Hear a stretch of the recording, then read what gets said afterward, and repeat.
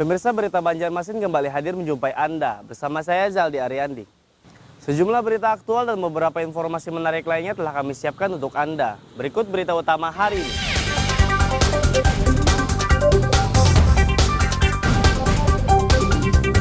Tersangka pencurian di Banjarmasin tertangkap warga saat hendak mencuri telepon genggam.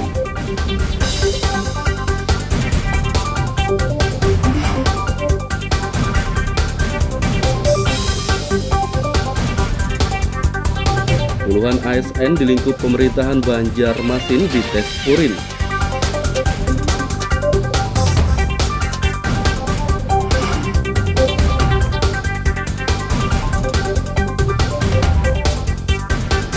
Kota Banjarmasin terancam terendam banjirop.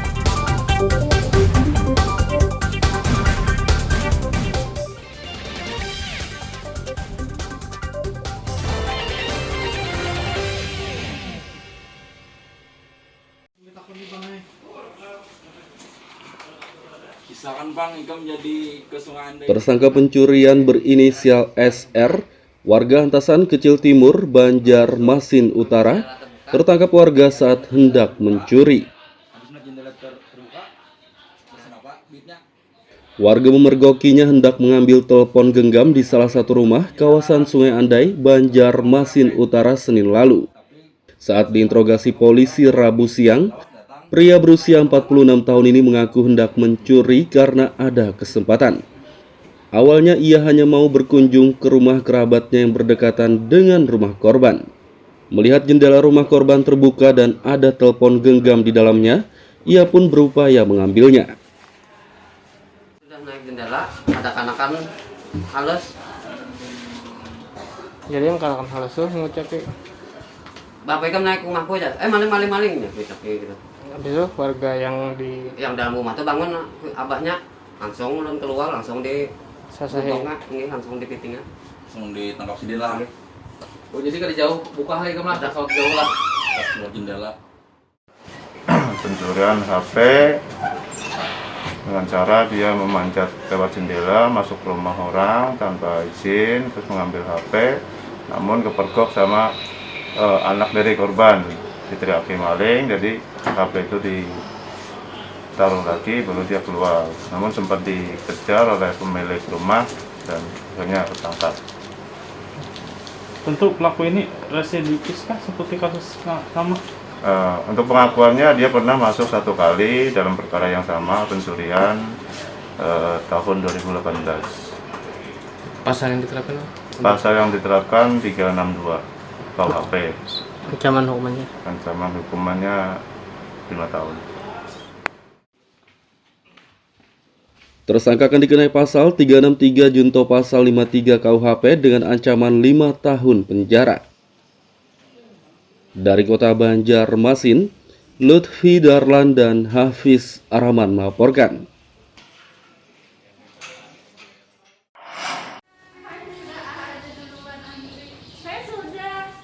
Badan Narkotika Nasional BNN menggelar tes urin bagi aparatur sipil negara ASN di lingkup pemerintahan Kota Banjarmasin Rabu pagi.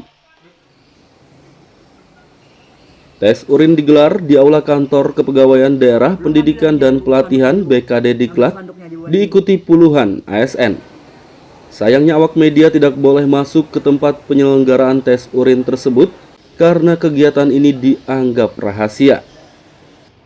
Salah satu ASN, Mahrita, menyambut baik kegiatan ini agar tidak ada lagi ASN yang menggunakan narkoba.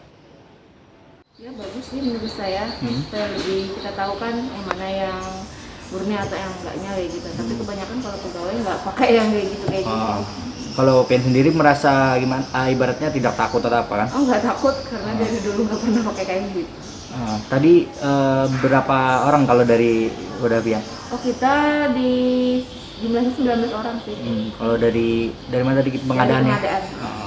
Mungkin dengan adanya tes urin ini diharapkan apa sih hasilnya atau gimana gitu? Ya hasilnya diharapkan ya hasilnya baik kayak gitu kan, semua pegawai tidak ada kaitannya dengan narkoba juga kan.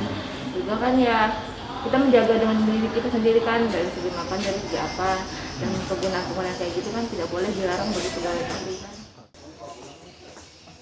Kepala Dinas Lingkungan Hidup berharap tes urin tidak hanya digelar saat ada ASN yang kedapatan pakai narkoba saja, tapi harus rutin per 3 bulan sekali.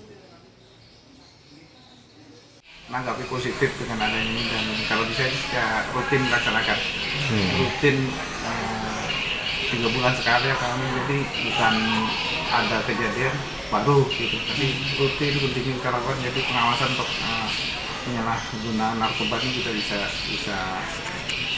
terawasi, bisa diantisipasi sejak dini, khususnya di PNS dan honorer ini. Jadi kami sangat apresiatif dengan adanya ini. Jadi sangat berterima kasih, dan kami berharap ini jangan ada kejadian baru, tapi rutin 3 bulan sekali kita laksanakan. Dari BNH ada berapa macam? Mengikuti tes urin itu?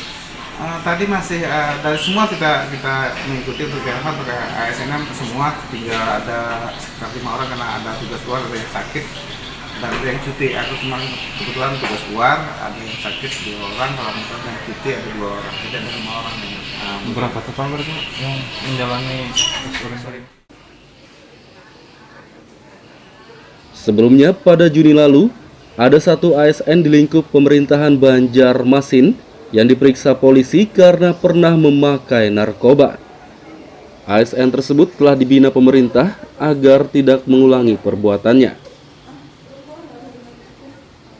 Dari Banjarmasin, Lutfi Darlan dan Fudael melaporkan.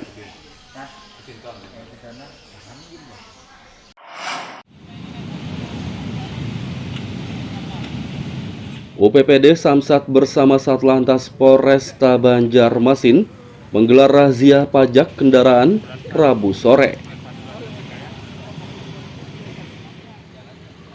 Puluhan pengendara motor yang melintas di kawasan Brigjen Hasan Basri Banjarmasin Utara terjaring razia ini. Pengendara yang belum membayar pajak diminta menunggu untuk mengetahui jumlah tunggakan pajaknya. Namun pengendara tersebut tidak diwajibkan melunasi langsung tunggakan pajak kendaraannya.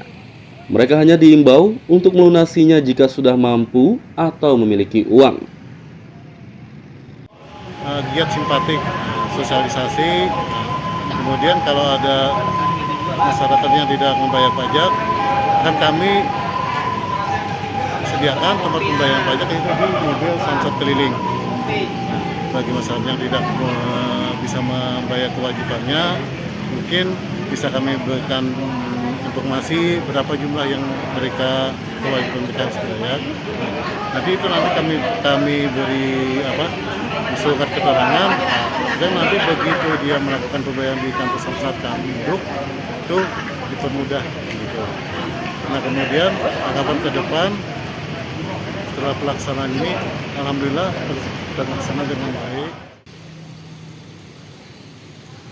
Bagi pengendara yang ingin membayar langsung pajak kendaraannya, petugas juga menyediakan mobil keliling pembayaran pajak.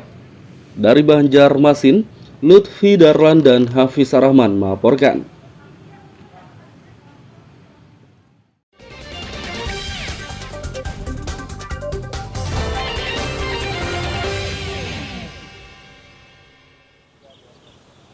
Pemirsa, masih bersama kami dalam Berita Banjarmasin.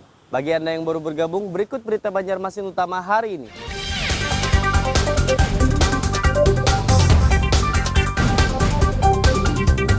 Tersangka pencurian di Banjarmasin tertangkap warga saat hendak mencuri telepon genggam.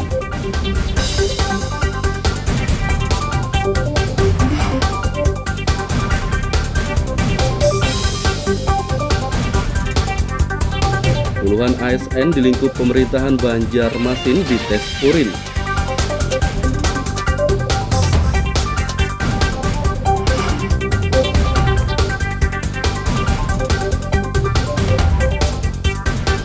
Kota Banjarmasin terancam terendam banjir rob.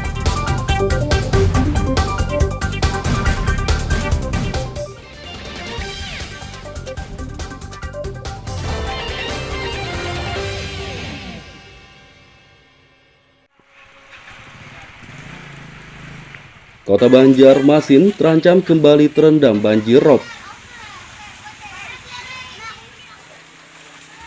Banjir akibat pasangnya air laut tersebut diperkirakan terjadi pada tanggal 14 hari ini hingga 17 Juli mendatang. Warga yang bermukim di bantaran sungai diimbau untuk waspada karena pasangnya air laut kali ini bertepatan dengan fenomena bulan purnama, sehingga luapan air sungai diperkirakan cukup tinggi. Jadi banjir ini memang berdasarkan insiden tanggal itu kan terjadi dari tanggal 14 sampai 17 Juli ya 2022. Ini terkait juga dengan bulan purnama. Kami memang mengikuti sudah banyak karena kejadian-kejadian yang selalu berulang. Tapi ini sebenarnya dari sebelum-sebelumnya sudah sangat siap gitu kan, baik dari sisi personel maupun peralatan. Kami di BPBD sendiri petugas kami selalu standby seperti pekerjaan. Jadi setiap kejadian tim patroli TFC kami itu ada di lapangan untuk memonitor keadaan, melihat perkembangan di lapangan, apakah perlu dilakukan tindakan-tindakan. Itu yang kita lakukan. Mengantisipasi banjir rob, BPBD Banjarmasin telah mempersiapkan personel dan peralatan penanggulangan banjir. Dari Banjarmasin, Lutfi Darlan dan Fudael melaporkan.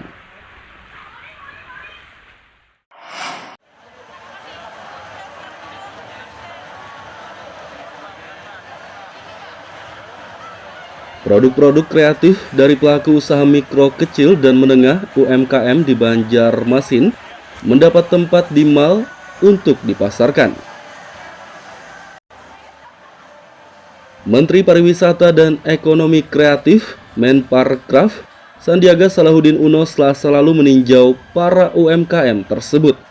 Didampingi Gubernur Sahbiri Nur dan Wali Kota Ibnu Sina, Sandiaga melihat langsung berbagai produk seperti baju kain sasirangan, kerajinan tangan, dan yang lainnya. Ia mengapresiasi produk-produk kreatif yang diciptakan oleh para pelaku UMKM tersebut.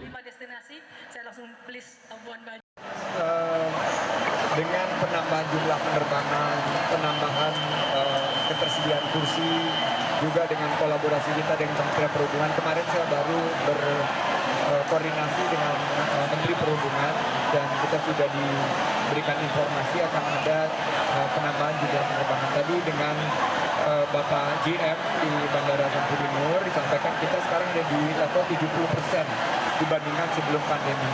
Sebelum pandemi ada 100 penerbangan per hari. Nah, kita harapkan 70% ini akan meningkat menjadi 80, 90 sehingga akhir tahun kita sudah bisa kembali ke masa-masa sebelum pandemi. Sandiaga berharap produk kreatif dapat dikembangkan untuk memajukan UMKM dan memulihkan ekonomi yang terdampak pandemi COVID-19. Dari Banjarmasin, Lutfi Darlan dan Aryadi Sukma melaporkan.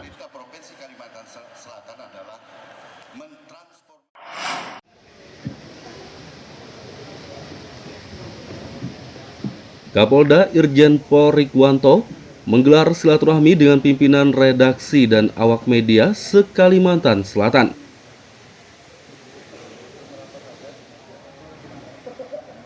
Silaturahmi digelar Rabu pagi di salah satu rumah makan di Banjarmasin. Kegiatan ini digelar untuk menjalin sinergitas Polri dengan media, sekaligus membahas pemilihan umum atau pemilu tahun 2024 mendatang. Diwakili Kabid Humas Kombes Pol Mohrifai, Kapolda Irjen Pol Rikwanto berharap pemilu 2024 berjalan lancar dan aman. Alhamdulillah, selama ini kita berkomunikasi, berhubungan, berkolaborasi dalam keadaan baik dan tidak ada masalah. Kesampaian juga begitu. Oke, terima kasih Mas. Salam kepada teman-teman media, terus dilaksanakan hubungan kerjasama yang baik dan kita cari waktu untuk saya ingin bertemu dengan teman-teman media semua. Berikan kami kepada Bapak. Kita harusnya tidak bisa hari ini ya tidak bisa hadir. Jadi kita maaf. Insya Allah dalam waktu dia akan ingin mengumpulkan teman-teman. Pesta Demokrasi tahun 2024 mendatang, media diminta menyajikan berita yang objektif dan sejuk agar suasana aman dan nyaman tetap terjaga. Dari Banjarmasin, Lutfi Darlan dan Fahrulani melaporkan.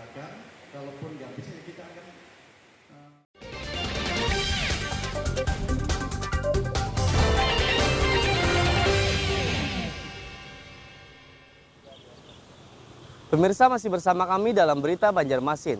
Bagi Anda yang baru bergabung, berikut Berita Banjarmasin utama hari ini.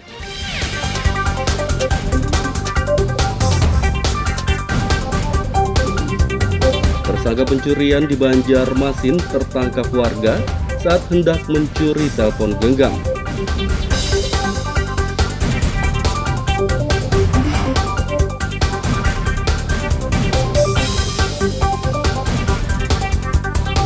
Puluhan ASN di lingkup pemerintahan Banjarmasin dites urin.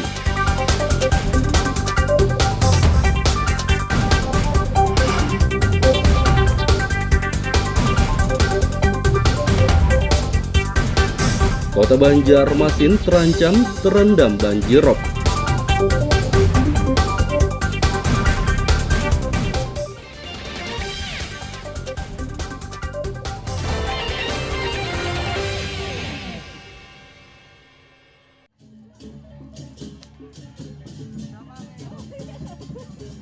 Balai Adat Bali untuk umat Hindu yang bermukim di Desa Dwi Pasari, Kabupaten Batola, akhirnya rampung dibangun. Balai adat ini dibangun sejak tahun 2005 dan baru rampung pada beberapa pekan lalu. Ketua Adat Nengah Pasar Nama mengatakan, pembangunan berlangsung selama 17 tahun karena terkendala biaya. Pembangunan balai ini dilakukan secara bertahap dengan biaya iuran dari warga dan dana desa. Menurutnya, balai ini akan digunakan untuk kegiatan adat umat Hindu dan sebagai ikon wisata Desa Dwi Pasari. Nanti bangunan adat ini, balai adat ini nanti kita pergunakan untuk kegiatan-kegiatan adat dan juga nanti sebagai pendukung kalau memang nanti dari pihak kedinasan nanti bisa juga menggunakan balai adat ini. Ini merupakan salah satu ikon daripada misi besar dari Bapak Kepala Desa, yaitu membentuk Desa Dwi Pasari sebagai desa wisata. Pemerintah Kabupaten Batola akan menjadikan Desa Dwi Pasari sebagai salah satu wisata budaya Hindu Bali. Tadi seperti yang Pak Kades sampaikan, ini akan menjadi desa wisata. Jadi paling tidak beberapa ini kan tadi Ibu melihat tari-tarian itu jujur kayak rasanya berada di Bali gitu loh. Nah jadi kalau bisa itu menjadi suatu event budaya, ya kalau di Bali kan macam-macam ya event budaya, itu bisa diinikan benar-benar akan menjadi desa wisata ke depannya. Ibu berharap apalagi dengan balai desa yang begitu lumayan mewah ini ya, lumayan mewah balai desanya ya. Artinya di suatu desa di ujung gitu kan, di ujung Barito Kuala, ya desa pinggiran kayak gitu, tapi bisa dibangun suatu balai desa yang representatif. Pemerintah akan membenahi sarana dan prasarana di desa ini agar pengunjung lebih nyaman. Selain itu, berbagai kegiatan adat dan budaya akan ditampilkan di desa ini untuk menarik minat pengunjung. Dari Kabupaten Batola, Lutfi Darlan dan Ibrahim melaporkan.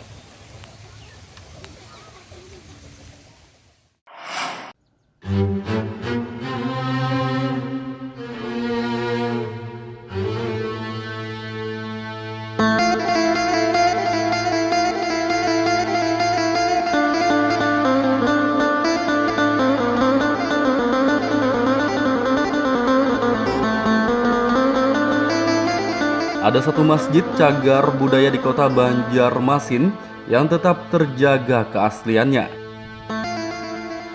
Inilah Masjid Jami Nurul Amilin atau yang biasa disebut Masjid Jami Haur Kuning.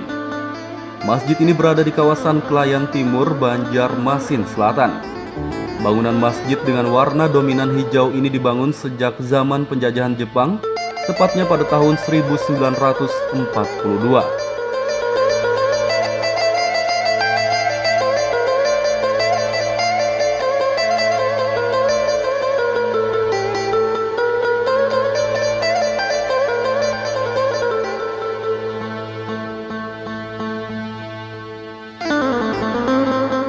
Masjid ini telah dijadikan cagar wisata religi oleh pemerintah karena konstruksi bangunan kayunya tetap kokoh hingga kini.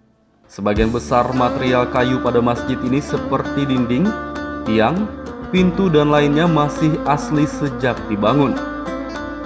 Selain itu, masjid ini juga mempertahankan bangunan tempat azan zaman dahulu yang cukup unik. Tempat untuk muazin mengumandangkan azan itu berada tepat di tengah masjid menyatu dengan tiang utama.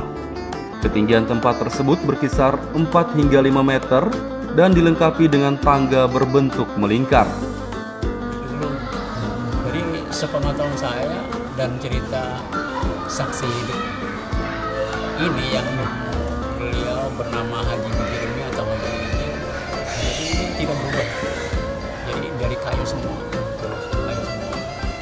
Cuma lantainya yang keramik oleh tokoh masyarakat yang ada di sini. Beliau membeli di Surabaya keramik, kemudian membawa ke sini, berikut membawa tukang masang keramik. Jadi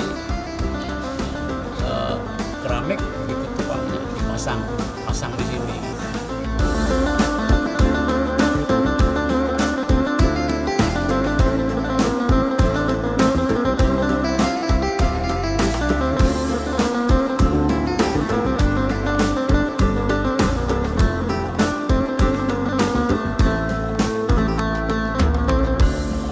Meski telah menjadi cagar wisata religi, masjid ini masih digunakan untuk ibadah salat 5 waktu dan salat Jumat.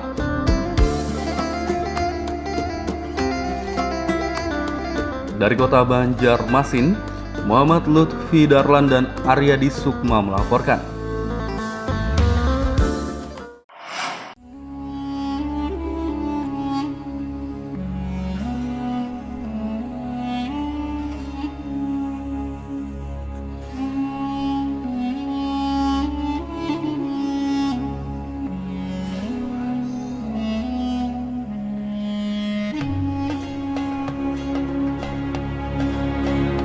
Ada satu makam unik di Kabupaten Tapin, Kalimantan Selatan yang kerap dikunjungi peziarah, baik lokal maupun luar daerah.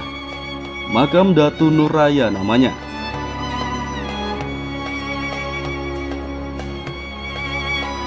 Makam ini disebut unik karena memiliki panjang mencapai 90 meter dan lebar 6 meter hingga dinobatkan sebagai makam terpanjang dunia. Keunikan inilah yang membuat wisatawan lokal maupun luar daerah tertarik untuk berziarah maupun berkunjung. Konon katanya, ukuran tubuh Datu misterius tersebut panjangnya lebih dari 100 meter. Berdasarkan sejarah, Datu Nuraya datang menemui ulama bernama Datu Suban yang tengah berkumpul merayakan hari raya dengan 13 santrinya.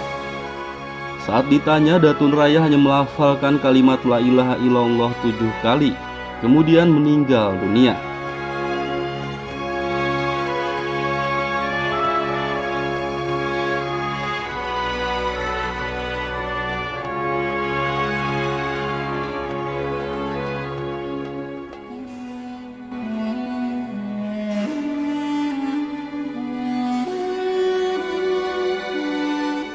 Datu Suban dan ke-13 santrinya sempat kebingungan karena merasa tidak sanggup mengangkat jenazah raksasa tersebut.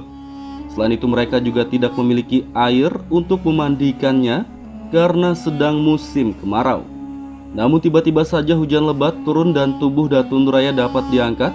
Bahkan Datu Suban dan santrinya merasa jenazah tersebut ringan seperti kapas.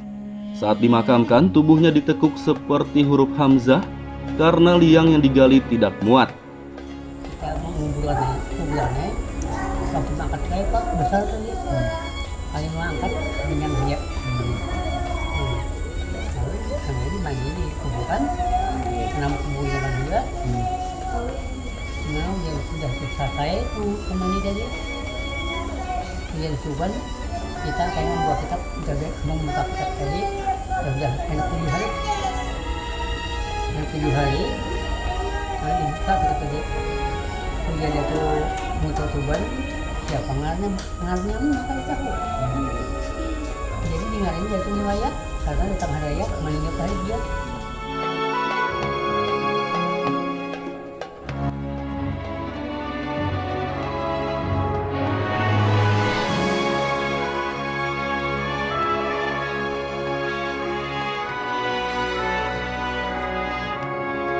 Datu Nuraya tidak diketahui nama aslinya. Datu Subanlah yang memberi nama tersebut setelah 7 hari dimakamkan. Datu misterius itu dianggap wali Allah karena membawa kitab yang kini terkenal yakni Kitab Barencong. Muhammad Lutfi Darlan dan Aryadi Sukma melaporkan dari Kabupaten Tapin, Kalimantan Selatan.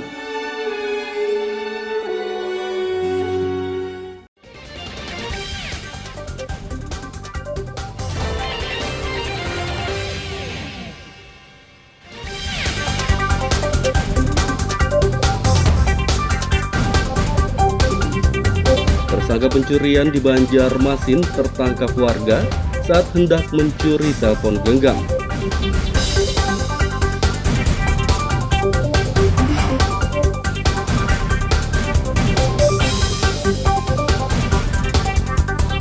Puluhan ASN di lingkup pemerintahan Banjarmasin dites urin.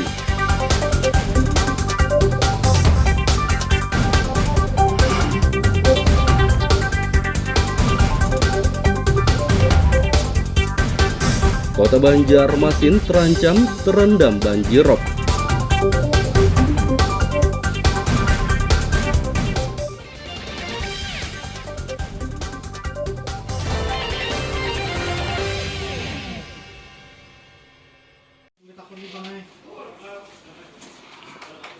Sisakan Bang, Ikam jadi ke Sungai Andai. Tersangka pencurian berinisial SR, warga Antasan Kecil Timur, Banjarmasin Utara, tertangkap warga saat hendak mencuri.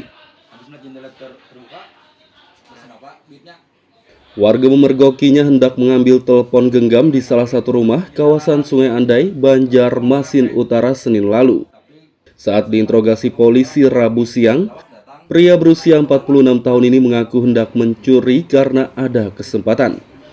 Awalnya ia hanya mau berkunjung ke rumah kerabatnya yang berdekatan dengan rumah korban. Melihat jendela rumah korban terbuka dan ada telepon genggam di dalamnya, ia pun berupaya mengambilnya. Sudah naik jendela, ada kanakan halus. Jadi yang kanakan halus tuh ngucapin. Bapak Ikam naik rumahku aja. Maling-malingnya gitu. Habis itu warga yang dalam rumah tuh bangun abahnya langsung ulun keluar langsung di ini langsung di pitingnya. Langsung ditangkap si Dela. Oh jadi kalau jauh buka hari kemana? Ada kalau jauh lah. Pas keluar jendela.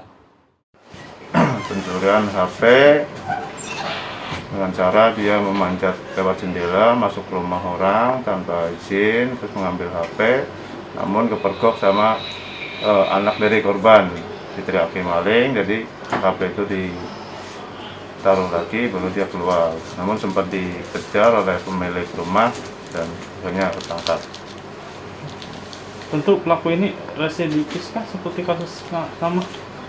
Untuk pengakuannya dia pernah masuk 1 kali dalam perkara yang sama, pencurian tahun 2018.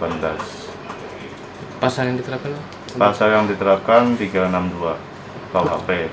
Ancaman hukumannya? Ancaman hukumannya 5 tahun. Tersangka akan dikenai pasal 363 junto pasal 53 KUHP dengan ancaman 5 tahun penjara. Dari kota Banjarmasin, Lutfi Darlan dan Hafiz Arahman melaporkan.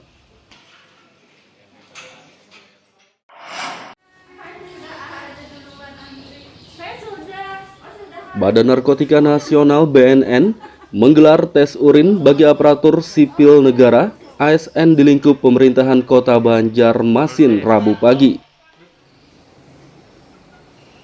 Tes urin digelar di Aula Kantor Kepegawaian Daerah Pendidikan dan Pelatihan BKD Diklat, diikuti puluhan ASN.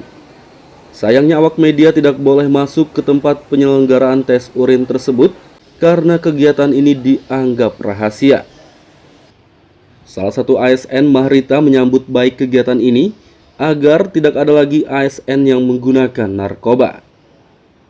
Ya bagus sih menurut saya, supaya lebih kita tahu kan yang mana yang murni atau yang enggaknya kayak gitu. Tapi kebanyakan kalau pegawai nggak pakai yang kayak gitu Kalau PN sendiri merasa gimana? Ibaratnya tidak takut atau apa kan? Oh nggak takut karena dari dulu nggak pernah pakai kayak gitu. Tadi berapa orang kalau dari udah PN? Oh kita di jumlahnya 19 orang sih. Kalau dari mana tadi pengadaannya? Pengadaan. Mungkin dengan adanya tes urin ini diharapkan apa sih hasilnya atau gimana gitu? Ya hasilnya diharapkan ya hasilnya baik kayak gitu kan, semua pegawai tidak ada kaitannya dengan narkoba juga kan. Juga kan ya kita menjaga dengan diri kita sendiri kan, dari segi makan, dari segi apa, dan penggunaan kayak gitu kan tidak boleh dilarang bagi pegawai sendiri kan. Kepala Dinas Lingkungan Hidup berharap tes urin tidak hanya digelar saat ada ASN yang kedapatan pakai narkoba saja, tapi harus rutin per 3 bulan sekali. Menanggapi positif dengan adanya ini, dan kalau bisa ya rutin dilaksanakan. Rutin 3 bulan sekali ya kami, jadi bukan ada kejadian baru gitu, tapi rutin penting kita lakukan, jadi pengawasan untuk penyalahgunaan narkoba ini kita bisa terawasi, bisa diantisipasi sejak dini, khususnya di PNS dan honorer. Jadi kami sangat apresiatif dengan adanya. Jadi sangat berterima kasih, dan kami berharap nih jangan ada kejadian baru, tapi rutin ini 3 bulan sekali kita laksanakan. Dari BLH ada berapa macam? Mengikuti tes urin ini, Pak? Tadi masih dari semua kita mengikuti untuk BLH, untuk ASN semua, tinggal ada sekitar 5 orang karena ada tugas luar, ada yang sakit dan ada yang cuti. Aku cuma kebetulan tugas luar, ada yang sakit 2 orang, kalau misalnya yang cuti ada 2 orang, jadi ada 5 orang. Berapa total berarti yang menjalani tes urin? Sebelumnya pada Juni lalu, ada satu ASN di lingkup pemerintahan Banjarmasin yang diperiksa polisi karena pernah memakai narkoba. ASN tersebut telah dibina pemerintah agar tidak mengulangi perbuatannya. Dari Banjarmasin, Lutfi Darlan dan Fudael melaporkan.